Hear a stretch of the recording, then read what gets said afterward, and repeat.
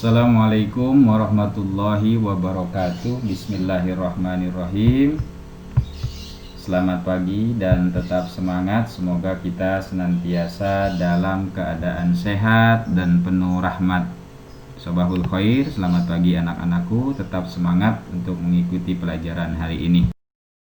Alhamdulillah, pada kesempatan hari ini kita akan melanjutkan pembelajaran sejarah kebudayaan Islam bab ketiga tentang tokoh-tokoh penyebar agama Islam.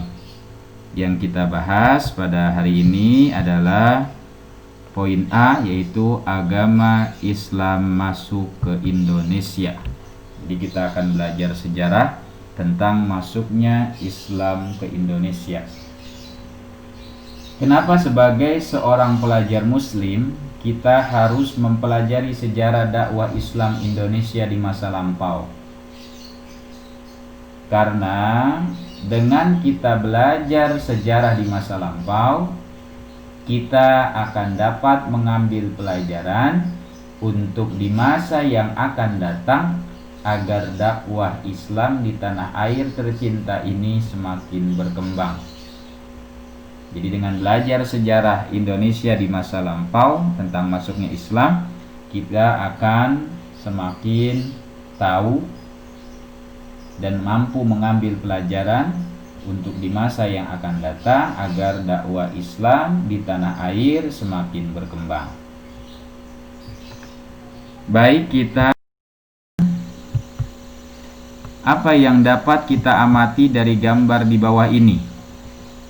Pada gambar ini bisa kita lihat seperti sebuah gambar, ada para saudagar atau pedagang, ada pembeli di pesisir pantai yang terlihat kapal-kapal besar yang singgah di pesisir pantai. Dari gambar ini kita dapat amati, kita dapat simpulkan, kita buat pertanyaan. Satu, kapan Islam mulai masuk ke wilayah Indonesia? Berkaitan dengan bab yang akan kita bahas. Kemudian kedua, siapakah yang membawa Islam masuk ke Indonesia? Kemudian ketiga, bagaimana proses masuknya Islam ke Indonesia? 3 poin pertanyaan ini akan kita jawab dan kita pelajari hari ini. Yang pertama, Islam masuk ke Indonesia. Islam masuk ke Indonesia mulai pada abad ke-7 Masehi, sekitar tahun 651 Masehi, pada masa kekhalifahan Utsman bin Affan saat itu. Namun Islam baru berkembang pesat pada abad ke-11 Masehi. Jadi Islam hadir ke Indonesia pada abad ke-7, namun perkembangan pesatnya Islam mulai diterima banyak oleh masyarakat Indonesia baru pada abad ke-11 Masehi. Tapi mulainya sejak 7 Masehi, pada tahun 651 Masehi, pada masa kekhalifahan Utsman bin Affan.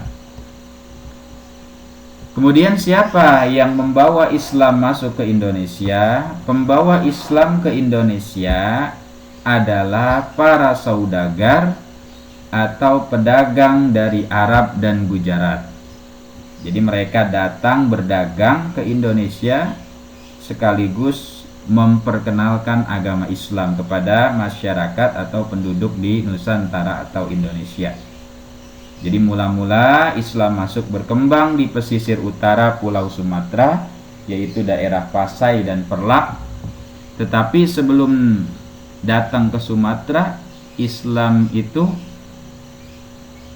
para pedagang muslimnya telah sampai terlebih dahulu di Pulau Jawa. Jadi Islam telah terlebih dahulu ada di Pulau Jawa. Apa buktinya?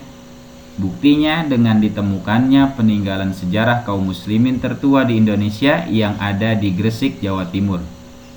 Apa? Yaitu komplek makam Islam, yang mana pada komplek itu ada salah satu makam yang tertuliskan nama muslimah yang bernama Fatimah binti Maimun pada wafat pada tahun 475 Hijriah atau 1082 Masehi pada abad ke-11.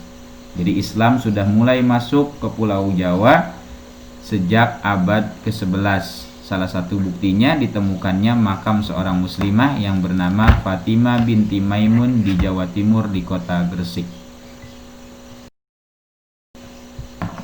Kemudian bagaimana proses masuknya Islam ke Indonesia? Masuknya Islam ke Indonesia berlangsung secara damai, tanpa adanya pertengkaran, tanpa adanya peperangan. Dan Islam masuk ke Indonesia menyesuaikan dengan adat istiadat penduduk lokal.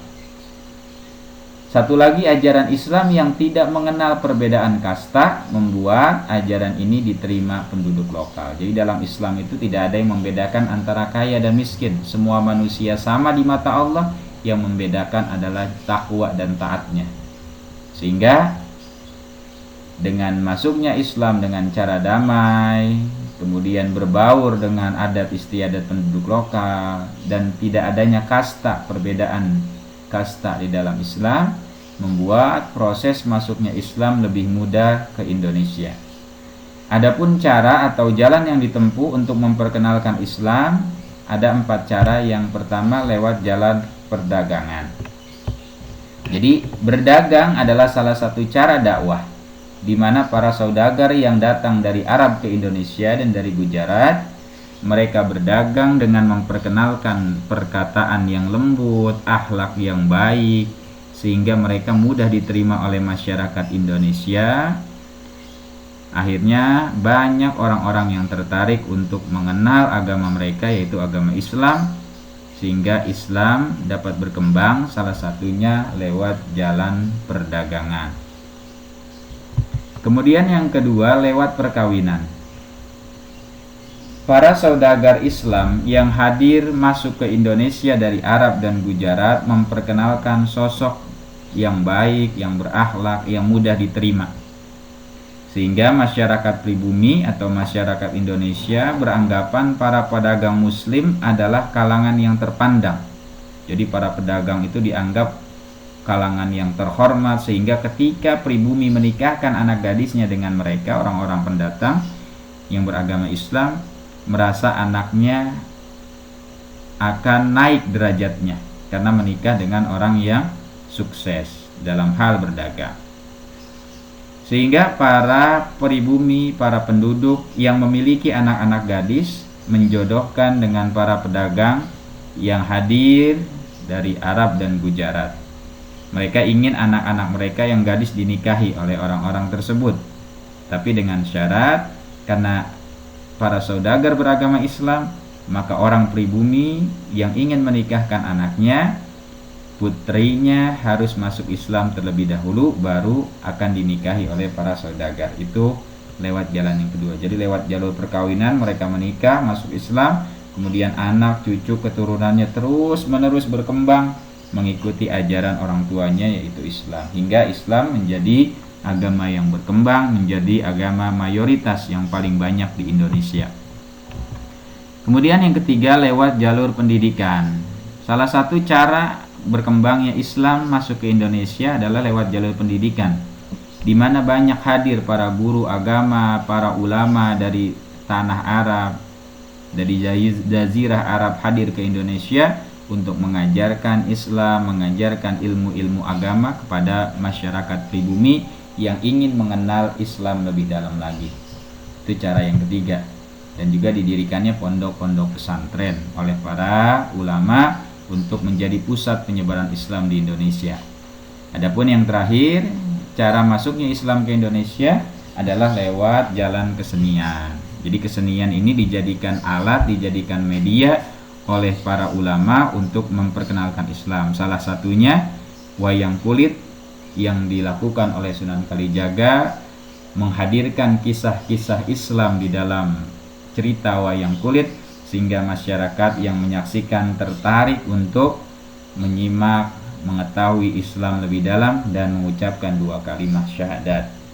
Selain wayang, masih ada cerita lewat alat musik. Nanti kita akan bahas pada tokoh-tokoh yang menyebarkan Islam pada pertemuan berikutnya. Demikianlah pembahasan kita tentang masuknya Islam ke Indonesia. Adapun tokoh-tokoh penyebar Islam ke Indonesia dari Sumatera Barat, kemudian dari Kalimantan, Sulawesi, dan Pulau Jawa akan kita bahas lebih jelas dan lebih lengkapnya nanti pada pertemuan minggu yang akan datang. Untuk lebih lengkapnya membaca tentang masuknya Islam ke Indonesia, silahkan dibaca di buku paket halaman 60 sampai dengan halaman 62. Untuk latihan pertama, silahkan kalian jawab, apa manfaat mempelajari sejarah Islam di Indonesia di masa lampau? Kemudian pada abad keberapa Islam mulai masuk ke Indonesia? Kemudian siapakah yang membawa Islam masuk ke Indonesia? Tadi sudah dijelaskan. Kemudian keempat, sebutkan cara atau proses masuknya Islam ke Indonesia. Sebutkan 4 cara proses masuknya Islam ke Indonesia, lewat cara apa saja. Kemudian yang kelima, mengapa diyakini bahwa Islam masuk ke Pulau Jawa sejak abad ke-11? Mengapa diyakini Islam sudah hadir di Jawa sejak abad ke-11? Apa buktinya? Apa yang menjadi keyakinan tersebut? Silahkan dijawab dan dikumpulkan nanti ke wali kelas.